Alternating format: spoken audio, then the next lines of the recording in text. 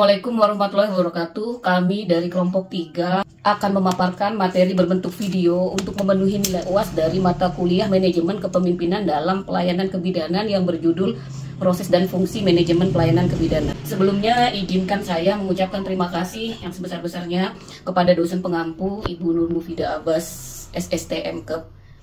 Sebelum masuk ke materi, izinkan kami untuk memperkenalkan tim anggota dari kelompok 3. Kami dari kelompok 3 nanti akan mempresentasikan dalam bentuk video, semoga bisa diterima. Terima kasih. Pengertian manajemen.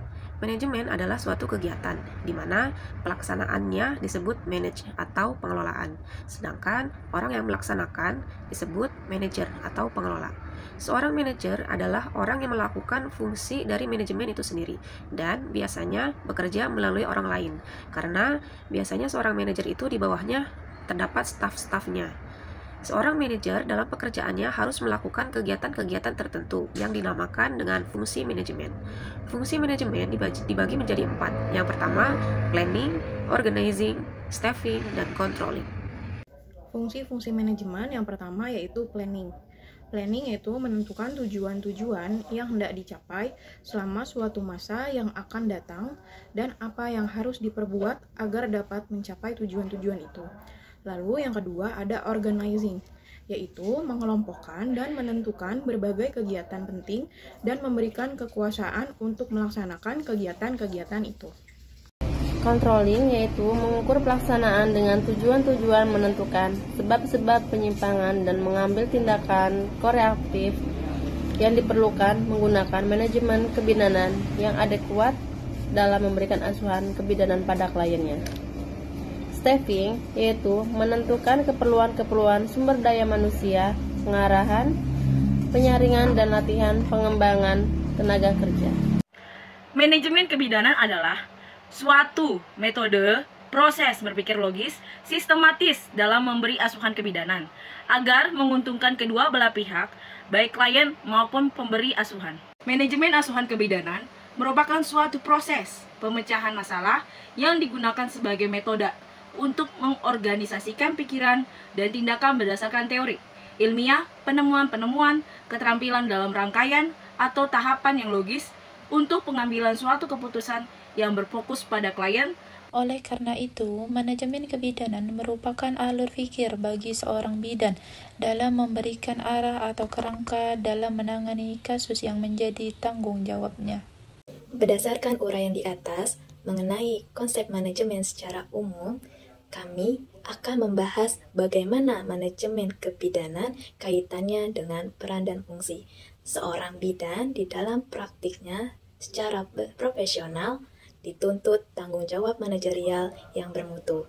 Untuk itu, metode ilmiah akan dapat dilakukan bila telah memahami betul teknik-teknik manajemen yang adekuat. Artinya, di dalam prakteknya yang penuh tanggung jawab itu dilakukan menggunakan teori-teori dan prinsip manajemen yang telah diakui secara nasional maupun internasional. Dengan perkataan lain, bidan praktek telah menggunakan manajemen kebidanan yang adekuat dalam memberikan asuhan kebidanan pada kliennya. Planning atau perencanaan adalah suatu kegiatan membuat tujuan kebidanan dan diikuti dengan membuat berbagai rencana untuk mencapai tujuan yang telah ditentukan tersebut.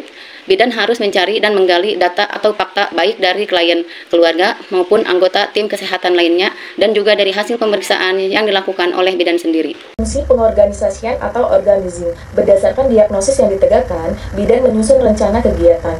Rencana kegiatan mencakup tujuan dan langkah-langkah yang akan dilakukan oleh bidan dalam melakukan intervensi untuk memecahkan masalah pasien atau klien serta rencana evaluasi. Fungsi sebagai penggerak atau actuating. Langkah pelaksanaan dilakukan oleh bidan sesuai dengan rencana yang telah ditetapkan. Pada langkah ini, bidan melakukan secara mandiri pada penanganan kasus yang di dalamnya memerlukan tindakan di luar kewenangan bidan, perlu dilakukan kegiatan kolaborasi atau rujukan.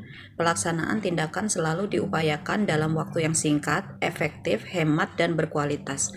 Selama pelaksanaan, bidan mengawasi dan memonitor kemajuan pasien atau klien. Ada fungsi pengendalian atau controlling. Fungsi pengendalian ini merupakan aktivitas untuk memantau, membuktikan, dan memastikan bahwa semua kegiatan yang telah melewati tahapan pada fungsi manajemen sebelumnya berjalan sesuai target dan sesuai standar untuk mencapai tujuan.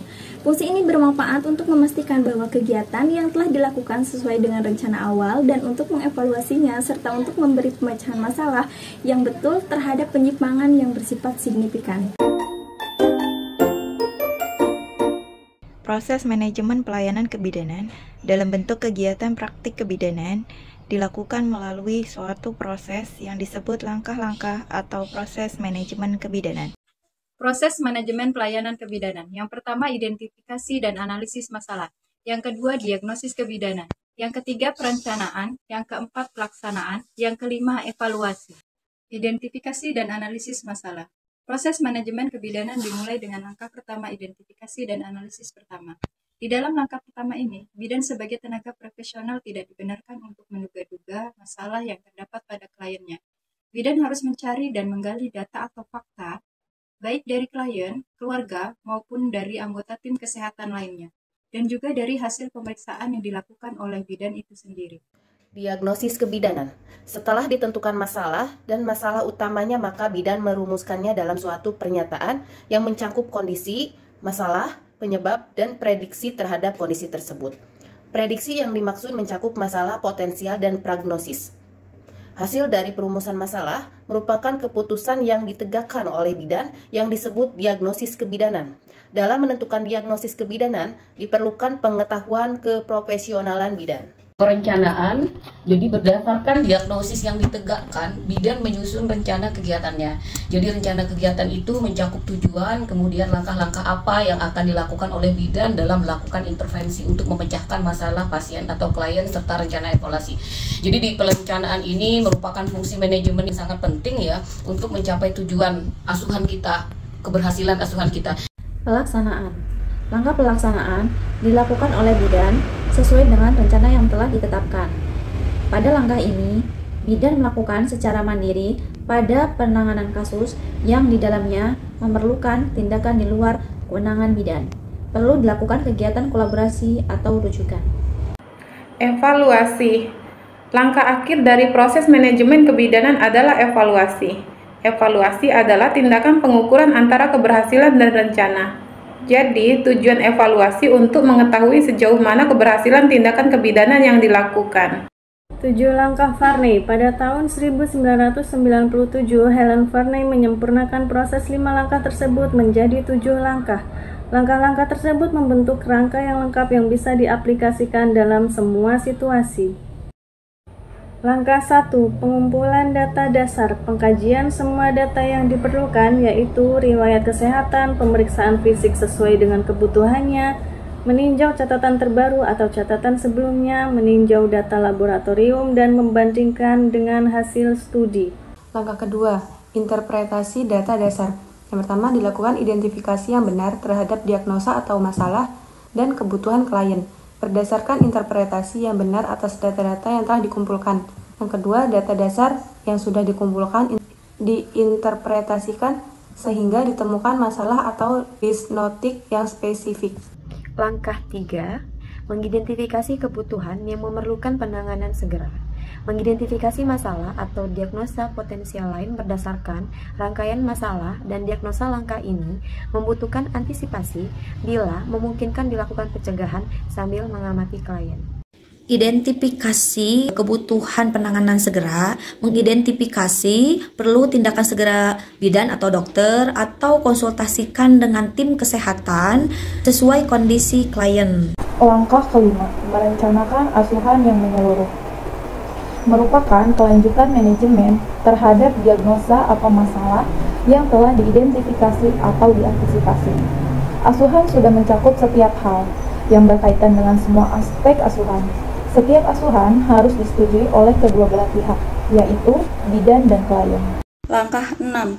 Melaksanakan perencanaan. Rencana asuhan menyeluruh seperti yang telah diuraikan pada langkah 5, dilaksanakan secara efisien oleh bidan atau sebagai oleh klien atau anggota tim kesehatan lainnya.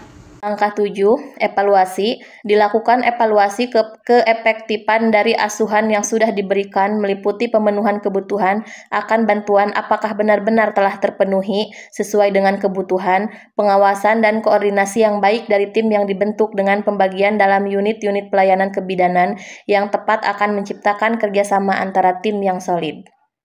Demikianlah paparan dari kami kelompok 3. Semoga video yang kami sampaikan dapat bermanfaat untuk teman-teman semua. Kami mohon maaf bila ada kekurangan dalam penyampaian materi ataupun dalam pembuatan video ini. Kami sangat mengharapkan kritik, masukan, dan komen dari teman-teman semua. Terima kasih yang sudah menyimak dan menonton video ini. Assalamualaikum warahmatullahi wabarakatuh.